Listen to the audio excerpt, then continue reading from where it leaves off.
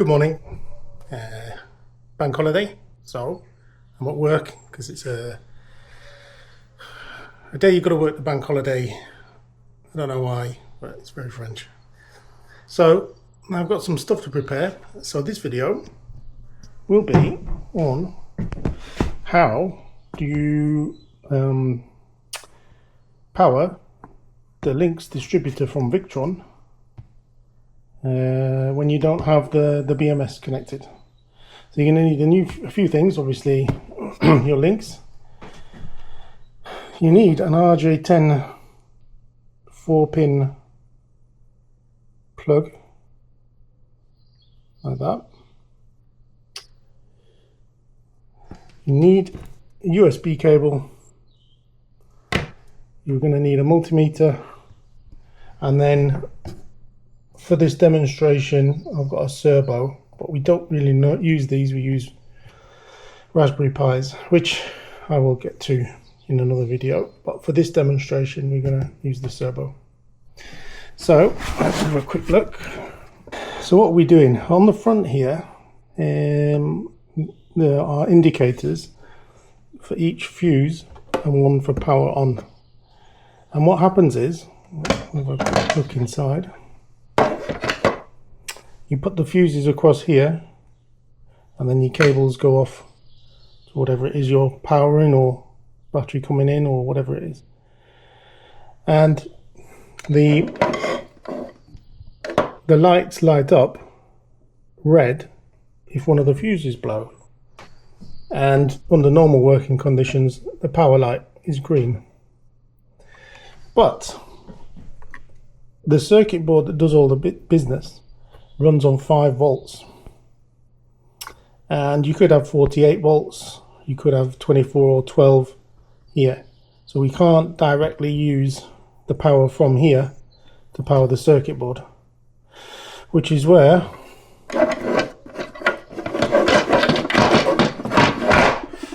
the USB cable comes in. Now I've got a 3-meter long one for a reason, because I use this end to power the Raspberry Pi 3 and this end to power the board. So the hardest part about this is making the cable. So let's do that now.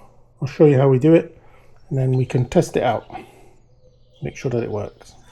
What we're going to do first and foremost is take these off.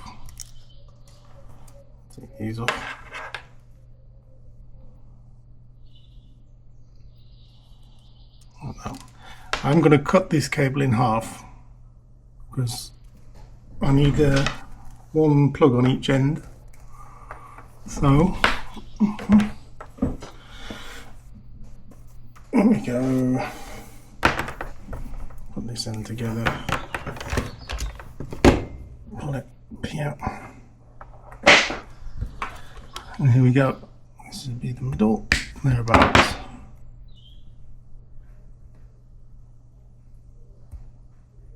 Always better to have a good quality cable as well. So for the moment we don't need this half. We can get rid of that.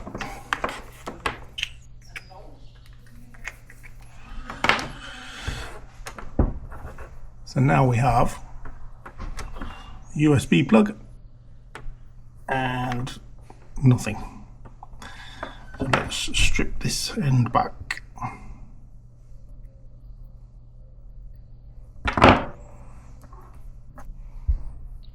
Right, I have to stop filming because somebody brought me a croissant. Very French. Inside the USB cable you have some shielding normally, and four wires. Okay. The shielding isn't going to matter at all. There's usually a drain wire, which is copper if it's good quality cable. We're not going to need any of that. Here are the 4 colours: the red, the black green and white. It could be yellow, could be other colours. So this is why we need the multimeter. You can see all four there. We need to test which one's which. Now, I know on this cable, because I've done this a lot of times, that what we want is the red and the black, and they're usually thicker anyway. The green and the white are the data wires. We don't need those. We've got the red and the black. First thing we're going to do then is strip the ends. There's the black and the red. So you've now got stripped ends, red and black. Now then, plug it in, find a USB port. I use a charger, not a computer. So this is now plugged in. So we want to verify that we have 5 volts DC. 5.07, that's perfect. So there's no minus next to it, so we know it's the right way around. We can check that, double check it by turning the wires around and put the red on our black and the black on the red. And now you can see the minus before the 5.07, that means it's the wrong way around. So now we know when this is plugged into a USB socket, we get 5 volts on the red and black. Perfect. We have this RJ10 with 4 pins. So if you look at it with the pins up and the clip underneath, and you're looking at where the cable comes in, the far left is the positive, the far right is the negative, and that's all we're interested in. So this is how I do it. Take this cable, red and black, like this, and you put it somewhere so that the cable would just touch, or just go in by a few millimeters into the socket. Then cut the red and black equal length at the end of the pins. Let me do that. You can see what I mean. Just to be reasonably accurate.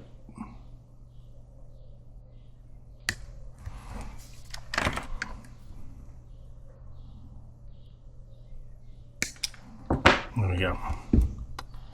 Super. Now then, sometimes, depending on the cable, on the quality and the thickness of the cable, normally, or on a thinner cable, you can then split these apart like that and push them directly in. And they go, you might be able to see on the side, they go all the way to the end. However, this particular cable is quite good quality and quite thick, so it doesn't go in with the insulation on. So got to carefully strip off about that much. It's about, let's say 5 millimeters, 6 millimeters, something like that. And then I lightly twist. Otherwise, when you put it in, it splits.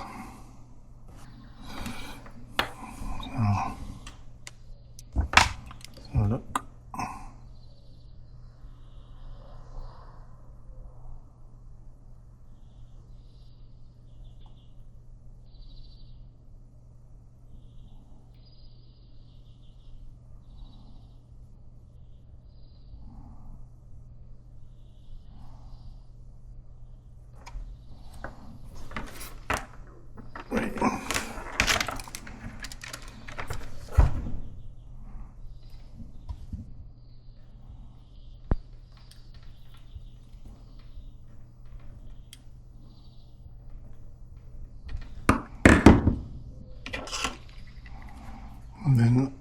once you've done that, push the pins so they are totally flat.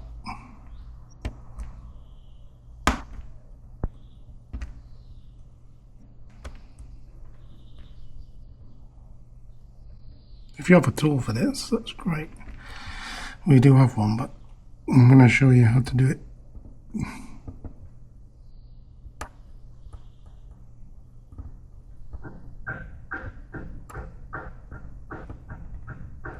If you can see that, all 4 pins are pushed in now. There we go. You can check on the side if it's engaged or not.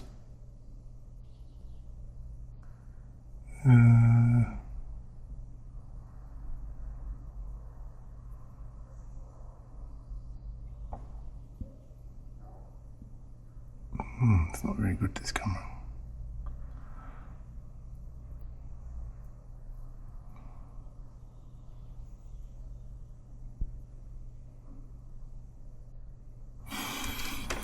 Right, so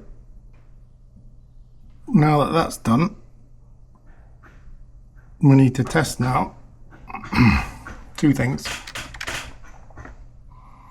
First things first, we put our meter on. I'm just going to leave that like that, it's easier. On continuity, it makes a noise. And we test the 2 pins that we've just put in, and there's no noise. That's good. Means we haven't got a stray wire between them inside. And the meter. So on those pins, we know that it works, and we get 5.07 volts. Perfect. Okay. That's that. So in theory now this will work. But the problem is you can easily pull those wires out. We don't want that. So what I'm going to do is make some epoxy glue and glue it in place. There we go. So the good part about this Araldite die is it actually goes into, that's why we cut it just a bit short, actually goes into the socket, into the plug of its own accord.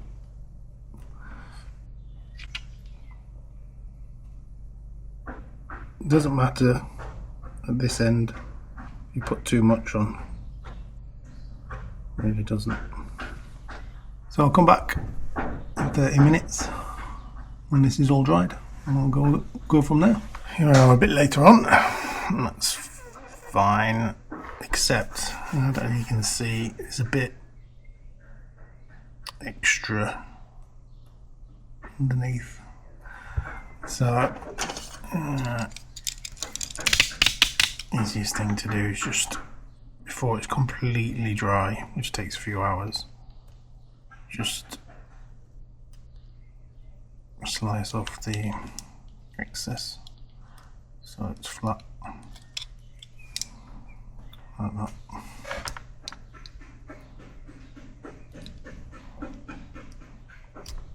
There you go. So here's my setup. I've got the Lynx Distributor, and this is a Cerbo GX. Yep. It's got power to it, so you can put it in either end. You can put it in this end or that end, and if you have 2 of these, there's a little grey cable that comes with the distributor to go to the next one, so both of them can be powered. So I'll put this in first, and it's weird because the plug is upside down, so you need the pins up, strangely. Yeah. There you go. And then this we plug in the servo, but it has to be the two left-hand ports, not the one next to the HDMI. And there we go. Lights up. So here's the final test setup. So we've got Cerbo USB lead into our cable. I've got a simulated battery, which is in fact just power supply. 4 fuses in place, which gives us a green light in the middle. So what happens if a fuse blows? Well, let's take this one out and see.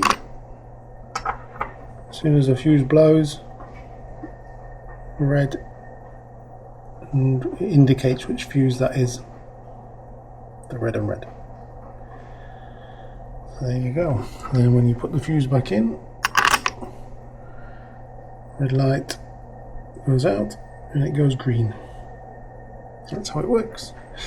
You've got to be careful, well, not careful, but if you've only got 3 appliances connected, or 3 inputs, or 3 outputs, you need to put either a spare fuse in one or just a piece of copper wire. Otherwise it'll be showing red all the time. And this is what it looks like with the cover on. You can just see green light, and then let's say we just fake that one and that one.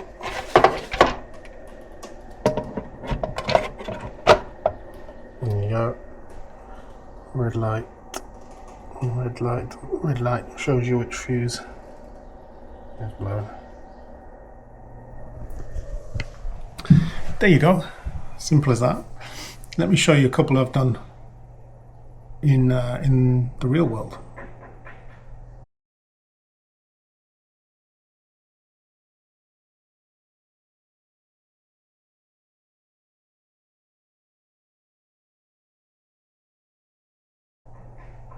So there you go, super easy. Plug it in the Cerbo, or if you use a Raspberry Pi, you just plug it in the USB of the Raspberry Pi as well. Or you can put a regulator if you want to. So nice and easy. If you enjoyed this video, give it a like, subscribe. Lots more Victron videos to come. Yeah, so see you on the next one.